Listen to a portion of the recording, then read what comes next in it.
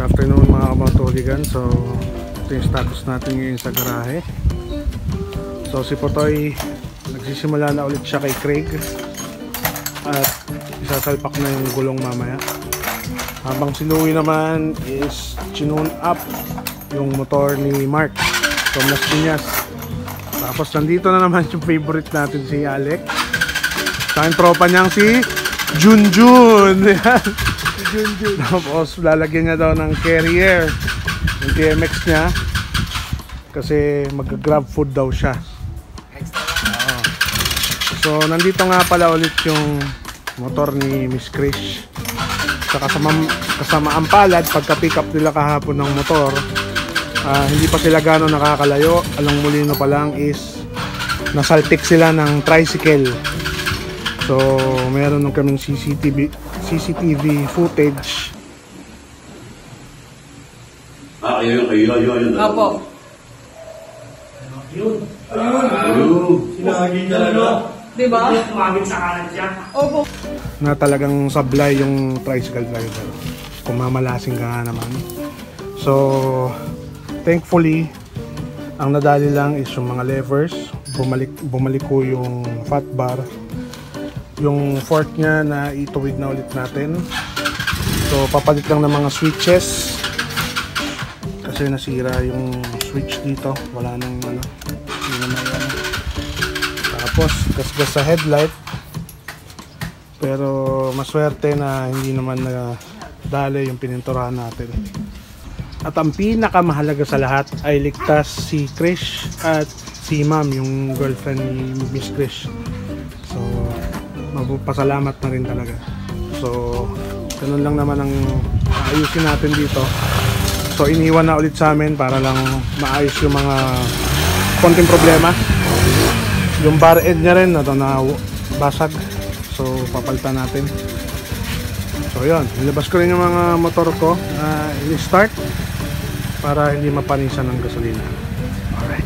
Ito tono lang ni Master Lou, no? Ayan, patino niya na kagad. Patingnan ng tattoo mo. Dito naman patay tattoo mo. Yes!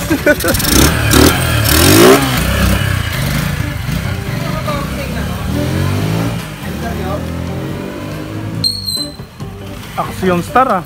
Kailan tayo punta? Tingnan tayo. Ayan, so ayan na.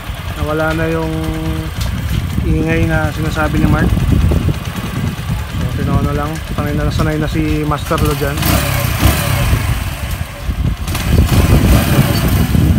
Ayan, so sipat na rin si Mark. At okay na siya. Okay, salamat bro. Ingat. Ingat. Sige.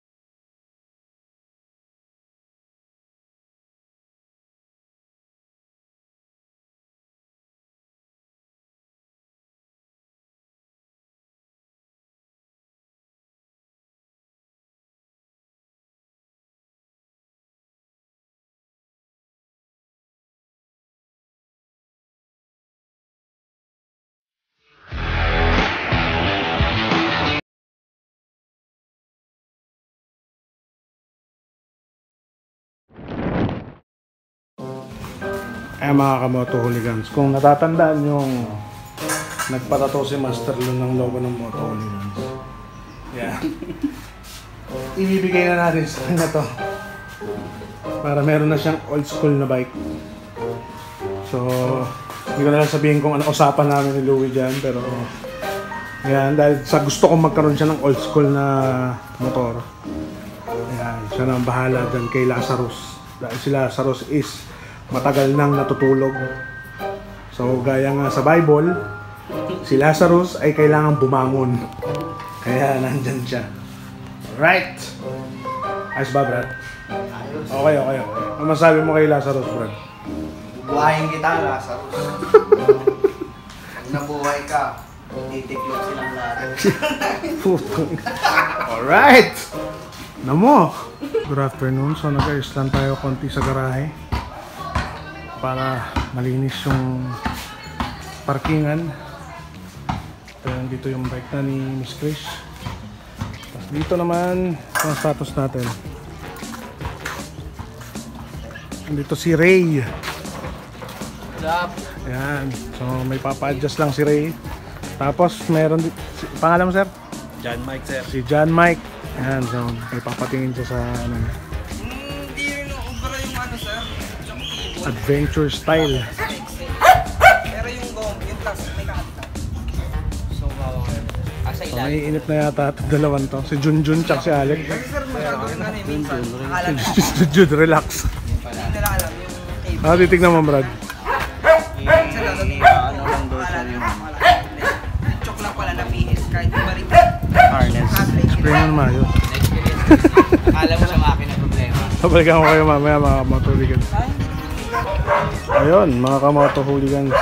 Ang bagong idea ni Alec sa PMX niya. Ano masabi mo sa idea niya, Potoy? Ano masasabi mo? Babo! Ano? Ano? Babo! Hindi ko alam talagang anong trip nito eh.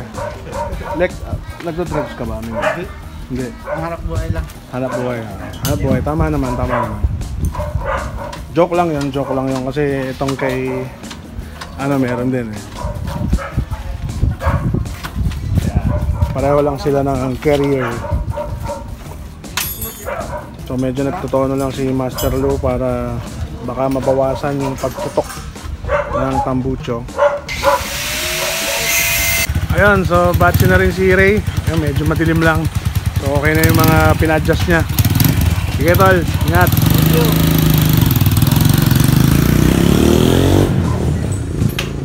Dito naman maglalagay ng shock lifter. Ayan, na 1 inch. Sir, makikiangat nga po. Okay, so okay na yung bike niya.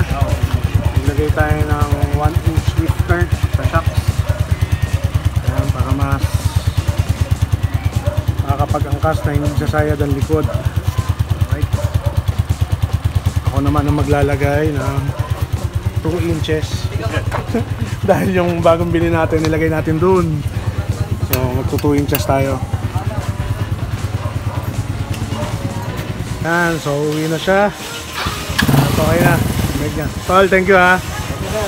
Okay, abang naman sa vlog to. Ingat.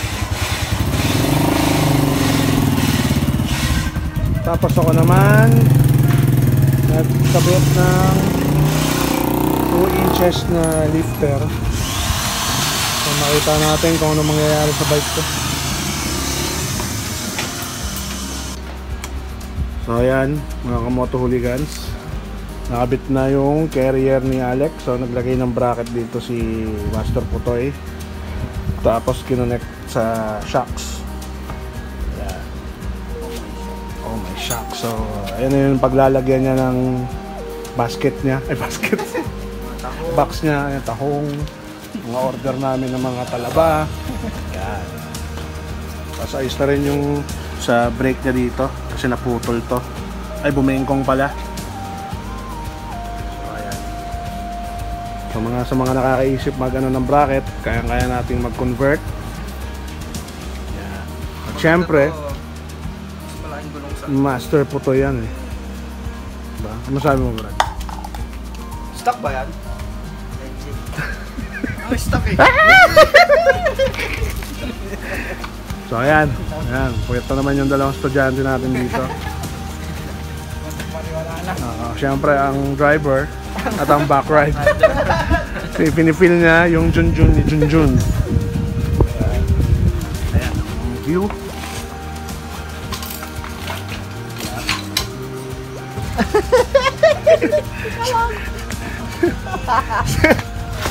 Mainit si Junjun. O siya, paalam na kayo sa mga viewers. Ayan, o sige, ayan, yung trip ng dalawa, yung kiss-kissan, eh, oh. Ingat. Okay, so may time na tayo para mabuo ulit to. Baka nagtatampo na si paring Andre. So, lagyan na ng interior. Hanginan na yung mga gulong, nasalpak na.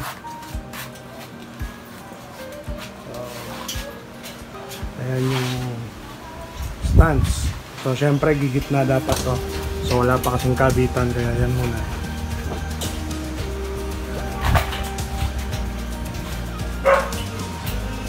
Yun o. So ayun mga kamotohuligan, so dito ko na muna tatapusin tong episode natin. At maraming salamat sa panonood. At sa mga susunod na vlog, papakita na namin yung naantala namin project na si Project Ray. So yun lang mga motohooligans, maraming salamat din sa lahat na nag-walk-in na customers natin ngayon. At yun lang po, hanggang sa susunod na vlog ulit mga kaibigan. This is The Goon.